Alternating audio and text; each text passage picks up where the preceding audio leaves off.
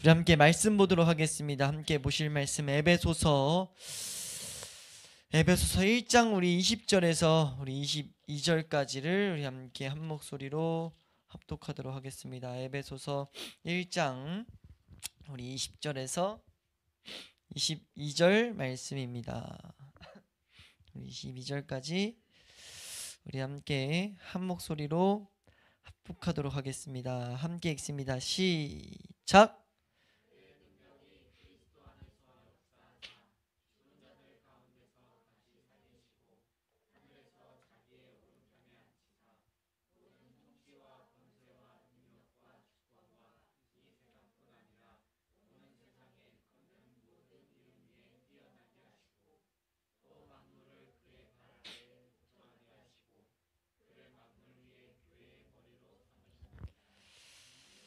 아멘. 우리 오늘 말씀입니다. 오늘 우리가 사도신경에 보고 있는 말씀 13번째 시간입니다. 13번째 전능하신 하나님 우편에 앉아 계시다라는 부분을 우리가 함께 이 시간 살펴보도록 하겠습니다. 우리가 이 사도신경이라는 것은 우리의 믿음의 고백이라고 말씀을 드렸어요. 이 믿음의 고백이라는 것은 내가 이 고백대로 살아가기 원합니다가 돼야 돼요. 그래서 우리가 어떻게 살아갈 것인가를, 어떻게 살아가야 되는가를 지금 성경에서 가르치고 있는 내용들을 우리 믿음의 선배들을 통해서, 그 위에 사도들을 통해서, 그 위에 예수님을 통해서 가르치셨다는 거죠. 그러니까 우리는 이 가르침이 예수님께로부터 시작된 가르침을 믿습니다. 그걸 믿어야 된다는 거예요. 믿을 수 있길 축원합니다. 그러니까 하나님께로부터 나온 말씀이라는 거죠. 무엇을 위한 말씀이냐? 우리가 이 세상에서 어떻게 살아갈 것인가에 대해서 가르치셨다는 거예요. 나는 믿습니다. 나는 그 믿음대로 살기 원합니다. 라는 그 중요한 틀이 이 사도신경이다. 그래서 우리가 지금 이제 예수님에 대해서 살펴보기 시작한 8번째 시간으로서 예수님의 죽으심까지 보았었고, 예수님의 이제 우리가 지금 다루고 있는 이 과정을 승귀 사건이라고 하더라고요. 한번 더 할까요? 승귀 사건. 승기가 뭐냐면 오를 승자에다가 귀할 귀자. 오른, 예수님께서 오른 그 귀한 모습으로 예수님께서 다시 돌아간 자리, 예수님의 본래의 영광을 회복하는 그 사건. 부활하신 뒤부터 승천하시고 오늘 말씀까지 이 세 단계를 거쳐서 승기 사건이다 라고 말하거든요. 승기 사건, 예수님의 본래, 한번 따라 할까요? 예수님의 본래의 영광을 회복한 사건. 그러니까 우리는 이 사건까지를 하나로 봐야 된다는 거예요.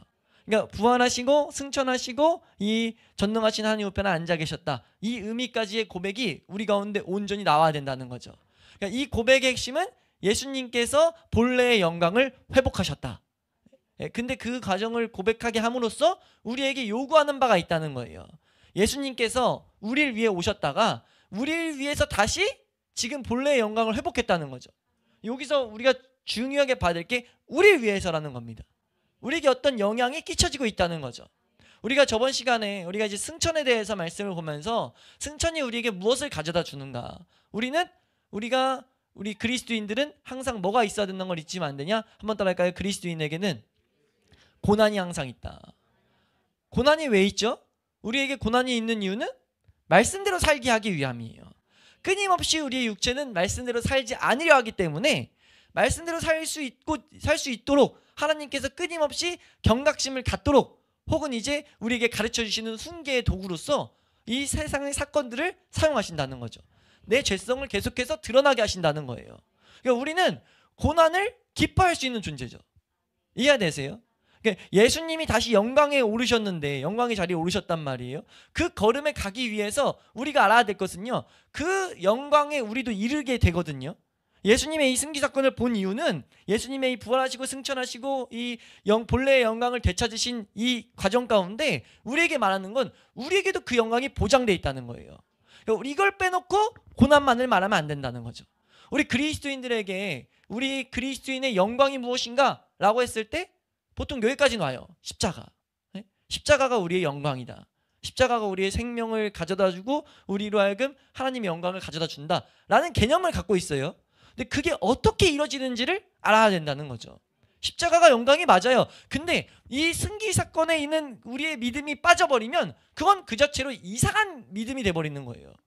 그건 사실 가짜 믿음입니다. 왜냐면요, 십자가는 절대 고난에서 끝나지 않는다는 거예요.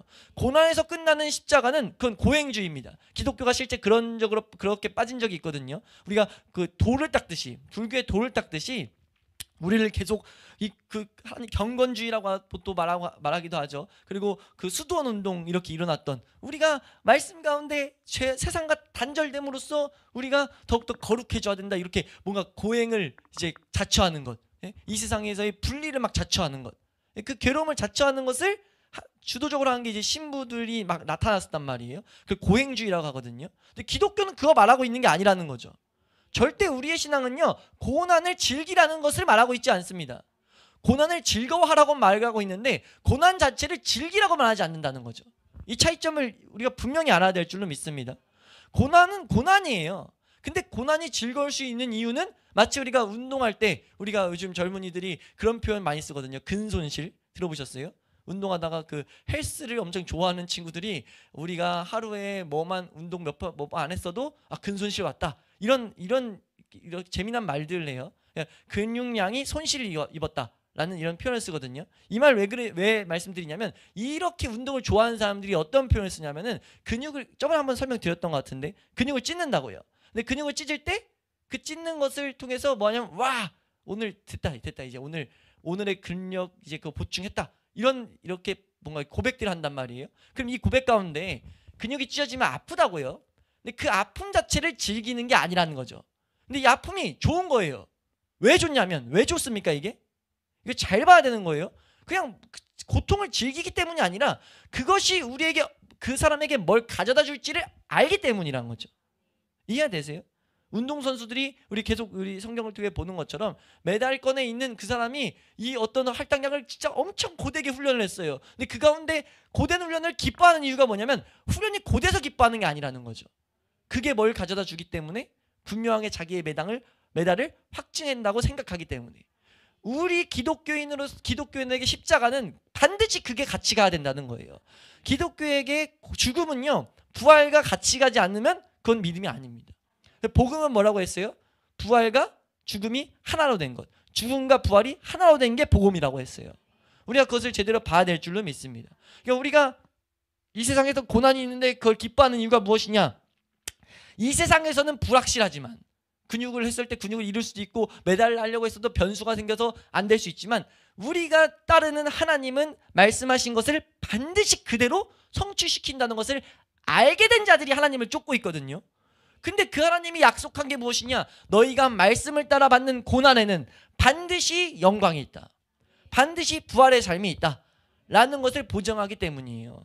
우리 저번 시간에 봤던 내용으로는 우리에겐 승천의 변화될 육신의 증거다 라고 우리에게 그것을 보게 만든다는 거죠. 우리가 이 시선을 놓치지 않을 수 있길 축원합니다. 우리 로마서 8장 17, 18절 말씀 보면 이걸 정확하게 그려놨는데, 함께 읽습니다. 시작.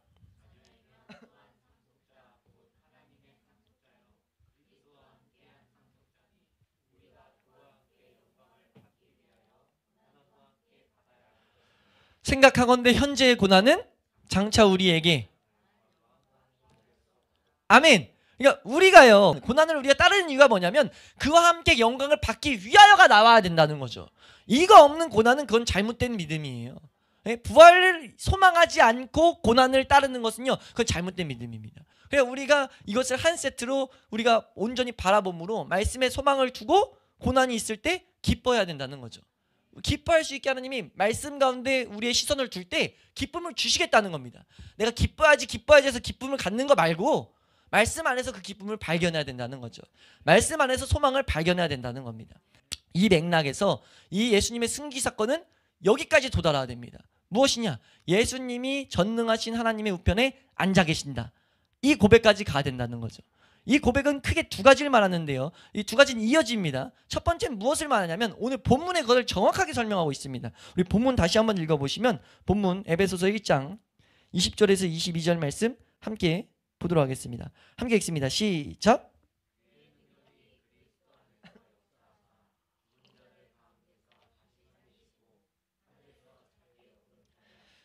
모든 통치와 권세와 능력과 주권과 이 세상뿐 아니라 오는 세상의 일컬을 모든 이름 위에 뛰어나게 하시고 또 만물을 그의 발 아래 복종하게 하시고 그를 만물 위에 교회에 아멘. 이게 우리가 고백하는 하늘에 오르셔서 전능하신 하나님 우편에 앉아 계신다라는 의미의 핵심적인 메시지입니다. 지금 여기서 예수님이 하나님 오른편에 앉으셨다는 게 절대 물리적인 문자적인 해석은 아닌 것을 아시죠? 하나님은 위아래가 안 계신 분이에요. 하나님은 무소부지하신 분입니다. 이거 절대 문자적으로 해석하면 안 된다는 거죠. 이 문자적으로 해석해서 교회에 실제 중세시대에 문제가 생긴 게 저도 몰랐는데, 교회 뒤에 강례상에 의자 있잖아요. 그 의자 있는 게 우리는 그 강사들 모시려고, 저는 그 당연히 그렇게 생각했는데 그 시작점이 그게 아니라 중세시대에 여기 하나님의 그 보좌를 만들어내는 상징으로 해서 의자 보통 3개 놓고 막 그런 것으로 의자 놓는 게 시작됐다는 거예요. 그러니까 하나님이 이 계신다는 것을 그리기 위해서 좀 더 오전 예배 때 잠깐 본 것처럼 더 잘 믿고 잘 보기 위해서 예수님이 그 개념들을 문자 그대로 가져다 줬다는 거죠.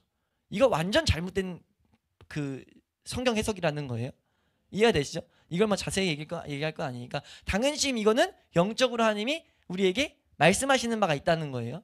이게 특히나 성경에 쓰일 때 이 에베소서 말씀이 여러 군데 시편 8편에서도 인용되고 시편 110편에서도 인용되는데, 시편 110편에 이 그림이 좀 잘 그려져 있습니다. 시편 110편 1절 말씀 한번 읽어보시면, 시편 110편 1절 말씀, 이거는 다윗의 시편으로 이제 오실 메시아에 대한 예언에 대한 예언적인 가진 성경의 110편인데 한번 1절 읽어보겠습니다. 시작.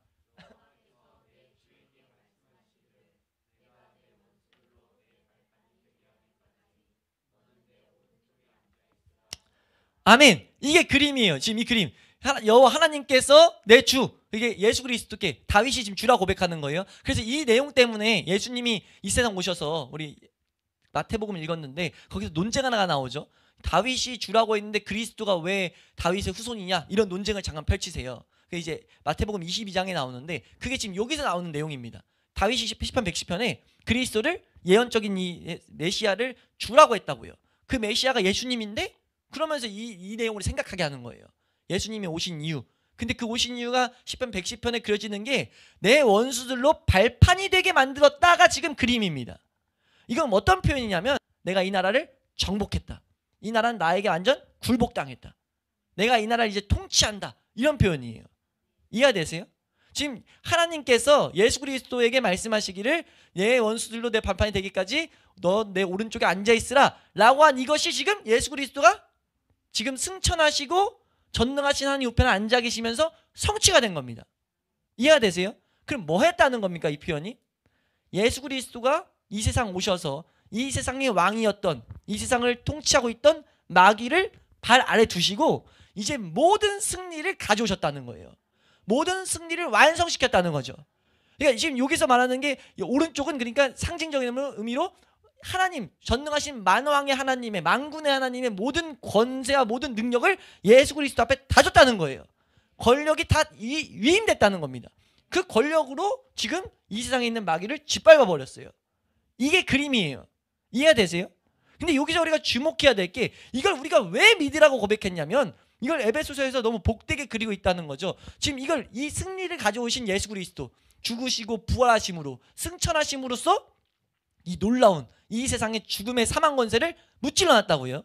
이 세상에 인간을 올매이는 이, 우리 누가복음 4장 18절 말한 것처럼 우리가 종되었던, 우리가 눈멀었던, 우리가 억눌려 있던 그걸로부터 우리를 자유하게 만들었다고요. 승리를 만드셨어요. 그래서 예수 그리스도가 승천해서 완성시켜서 그 모든 권세를 가지고 이제 계속 통치하신다는 거예요. 이 세상을 통치하겠다는 거죠. 근데 이 그림을 어떻게 그렸냐면, 오늘 에베소서 말씀에 이 일을 행하시는데, 이 일을 계속해서 통치를, 다스림을 해나가시는데 그 일을 교회를 통해서 하시겠다는 거예요. 이걸 지금 교회를 통해서 하시겠다는 거예요. 오늘 말씀 다시 한번 우리 22절 말씀 한번 읽어보시면, 22절 말씀입니다. 함께 읽습니다. 시작.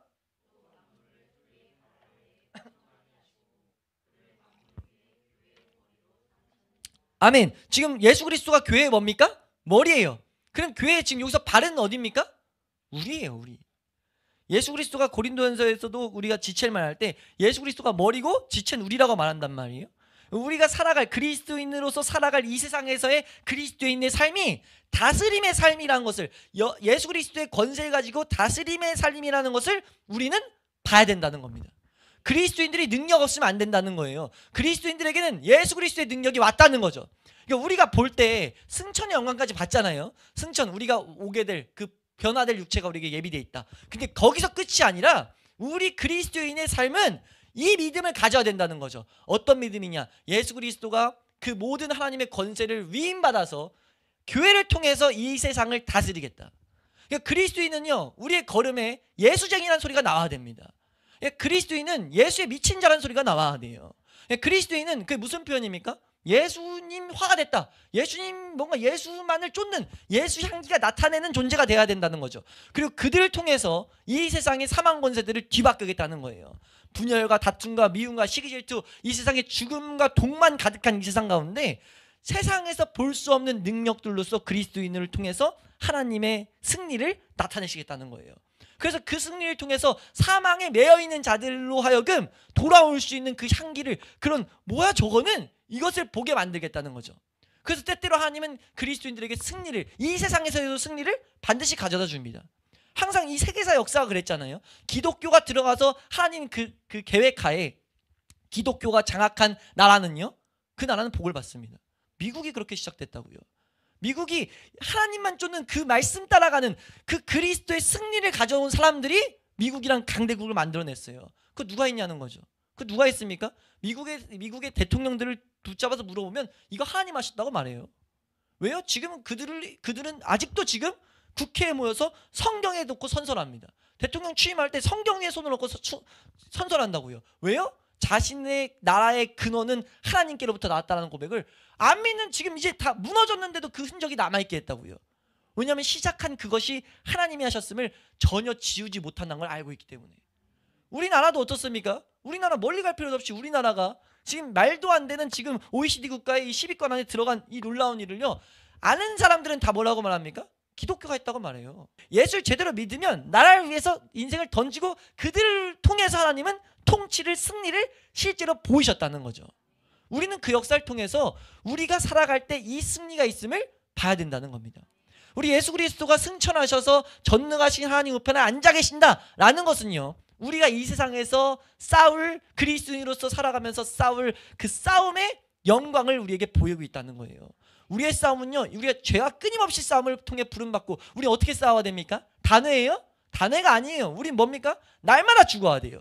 이 죽음이 괴롭습니까? 즐겁습니까? 괴로워요. 이 죽음은. 이 싸움은 누구도 즐거울 수 없다는 거예요. 근데 이 싸움이 우리에게 어떤 영광을 가져다 주는지 우리는 정확한 시선을 가져야 된다는 거죠. 우리가 왜 예배 때마다 모여가지고 나는 전능하신 하나님을 쭉 고백하면서 하늘에 오르시어 전능하신 하나님 편에 앉아 계시다가까지 고백한 이유가 뭐냐면, 우리의 싸움은 내가 장사된 지 사흘 만에 죽은 자 가운데서 살아나신 그 예수 그리스도, 그분이 승천하셔서 그 하나님 우편에 앉아 계셔서 그 모든 승리의 능력을 나에게 위임하셨다. 난 이걸 믿는다. 우리에게 이 세상에서 실제 승리를 가져다 준다는 확신을 가지고 살아야 됩니다. 이걸 가지고 그리스도인들이 교회 내에서 우리는 자녀들에게 어려서부터 지속적으로 가르쳐야 될 내용 중에 하나는 뭐냐면, 그리스도가 우리의 머리 된다는 것을 가르쳐야 된다는 거예요. 승리를 이루신 그분이 우리의 머리 되신다. 그건 뭐냐면, 우린 절대 실패하지 않는다. 하나님 말씀 따라가면 그 말씀 끝에는 이 세상에서도 놀라운 승리가 보장돼 있다. 이해되세요? 우린 이 시선을 갖고 살아가는 거예요. 반드시 우리는 우리를 통해서 승리를 가져다 주실 것을 우리는 확신해야 된다는 겁니다. 그리스도인은요, 절대 실패할 수 없습니다. 실패의 원인은요, 우리에게 있는 하나님에 대한 무지의 문제지 예수 그리스도의 무능, 하나님의 무능이 아닌 거라는 거예요. 그러니까 그리스도인은 하나님은 무능하지 않으니까 말씀대로 걸어간 자는 반드시 승리할 수밖에 없다는 거예요. 이해되십니까?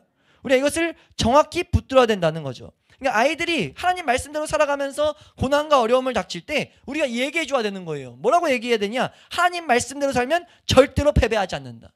하나님 말씀대로 살면 절대로 망하지 않는다. 절대로 실패하지 않는다. 고난은 있을 수 있으나 실패는 있을 수 없다. 이걸 가르쳐야 된다는 거죠. 우리가 그 승리를 온전히 봐야 된다는 거예요. 우리 자녀들에게 길게 봐야 된다는 것을 계속 말해야 된다는 거죠. 길게 봐라, 길게 봐라, 길게 봐야 된다라는 것을 심어줘야 된다는 거예요. 그래서 우리로 하여금 뭐 하도록요? 말씀 따라 살아가면서 하나님께 소망을 두도록. 우리가 이 세상에서 그렇게 살아갈 때 하나님이 기쁨이 되고 하나님의 그 승천 변화될 육체가 보이고 승리하심을 보고 살아갈 때 반드시 승리 일어납니다. 이때 안 일어나도 죽으면 일어나요.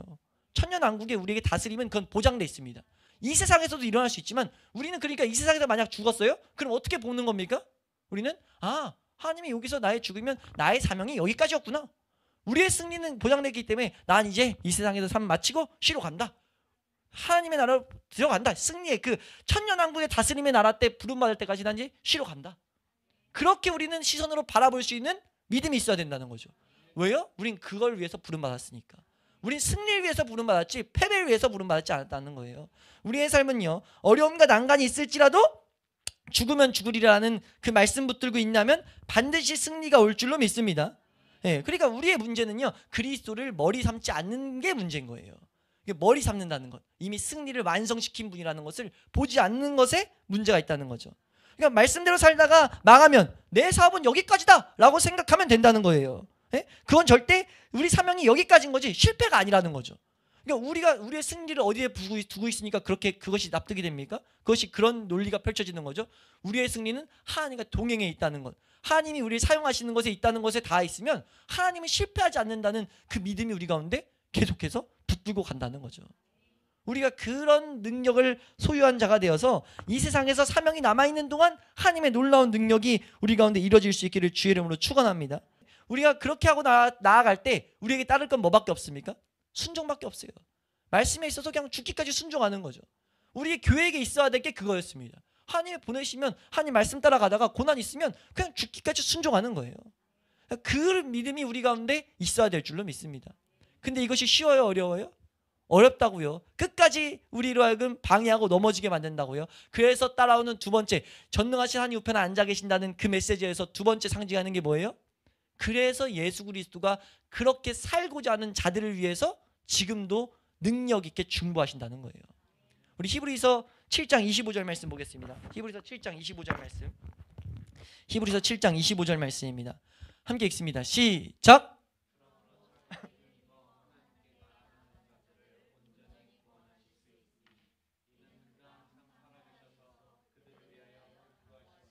아멘. 지금 예수 그리스도가 하나님 우편에 앉아 계셔서 뭐 하시는 거예요? 항상 살아계셔서 그들을 위해서 간구하세요. 그 승리를 가지고 살아갈 수 있도록 예수 그리스도가 지속적으로 기도하고 계신다고요. 야고보서 5장 16절 말씀 같은 데 보면 뭐라고 했냐면 의인의 간구는 역사하는 힘이 크다고 했어요.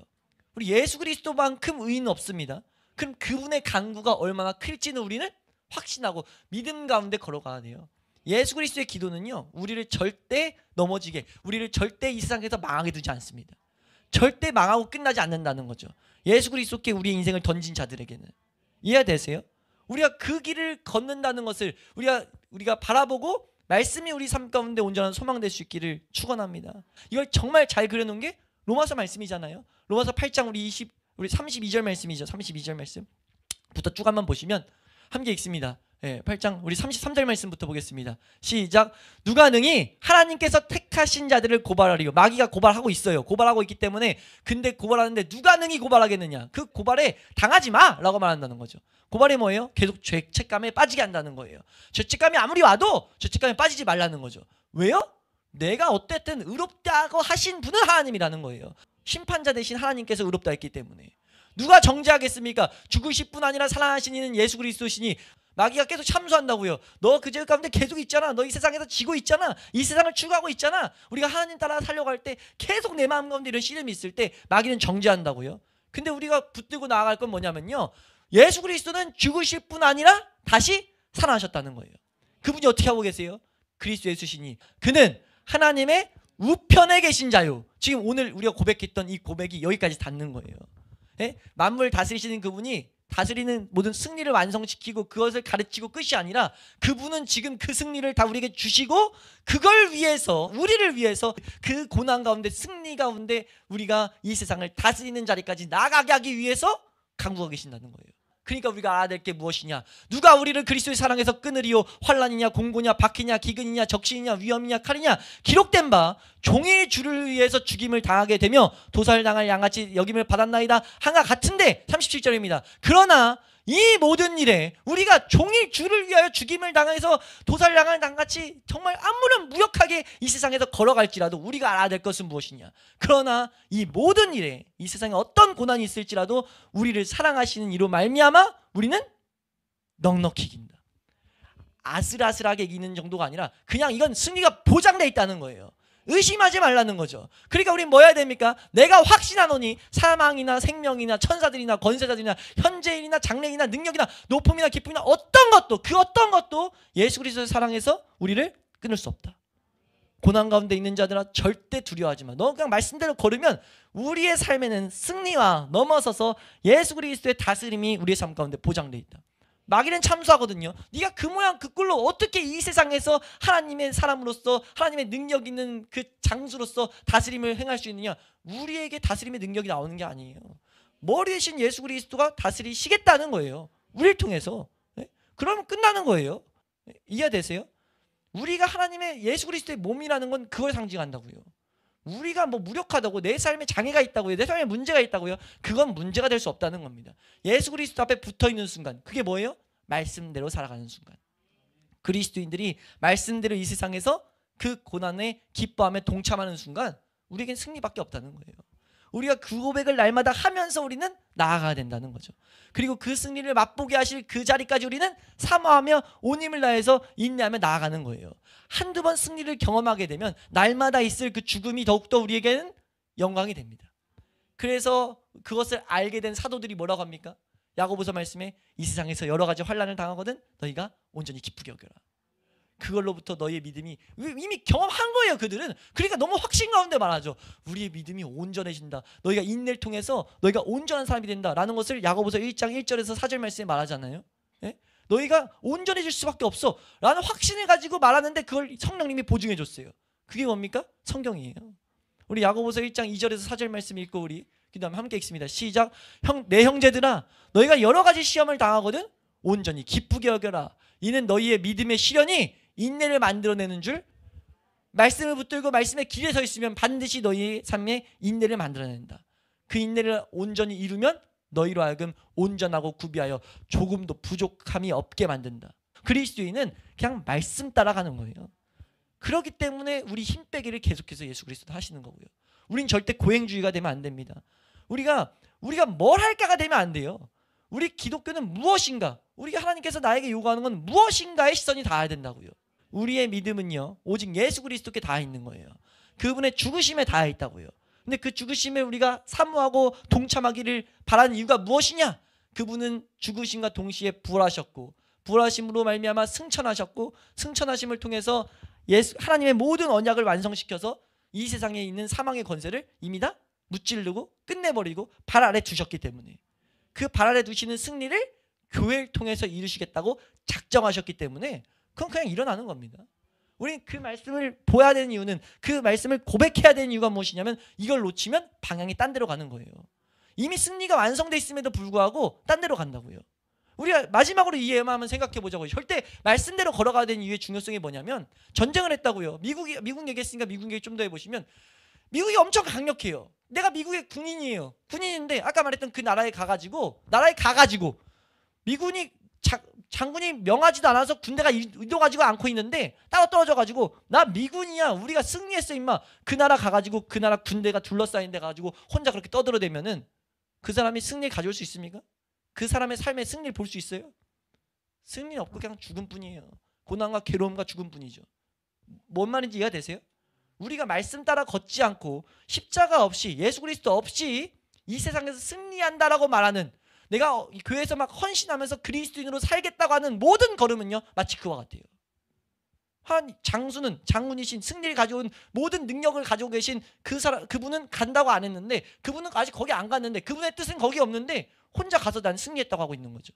그건 착각입니다. 그 나라에 속해 있던 착각인 거죠. 참된 군인은요 그분의 명령권자의 말에만 순종하는 거예요. 그리스도인은요 하나님 말씀에만 순종하는 자들입니다. 그래서 그리스도인을 뭐라고 합니까? 믿는 사람들은 주의 군사이라고 말하는 거예요. 주의 군사라고 빗댄 이유는 뭐냐면 군사는 명령한 대로만 가는 거예요. 자기가 그런 나라에 속해서 도취되는 순간 잘못된 길로 간다는 거죠. 우리 절대 그리스도인을 착각해서 이상한 신앙생활 하지 않기를 축원합니다. 우리가 그래서 이 말씀 따라 걸어감으로 그 능력을 우리가 함께 바라볼 수 있는, 우리가 이 날마다 죽는 가운데 우리 가운데 부활을 가져다 주셨다는, 우리가 그 승천의 예수 그리스도에 대한 소망을 품게 하셨다는, 나를 통해서 하나님의 나라의 통치를 맛보았다는 그런 간증들이 있는 우리 교회 될 수 있기를 소망합니다. 우리가 시간 기도할 때 하나님, 내가 온전히 말씀 따라 이 세상 살아가는 동안 온전히 말씀 따라 걷게 하여 주시옵소서. 그 말씀은 우리로 하여금 끊임없이 죽음의 자리로 우리를 끌고 간다는 것. 그 이유가 무엇이냐? 우리로 하여금 예수 그리스도의 십자가에 동참하여서 부활과 승천과 하나님의 있는 모든 권능을 가져다 주게 하기 위해서. 우린 그걸 단순히 믿고 나아간다는 거죠.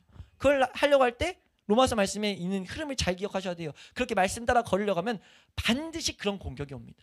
우리를 고발하고, 우리를 정죄하고, 우리를 그리스도의 사랑에서 끊으려는 수많은 박해가 온다고요.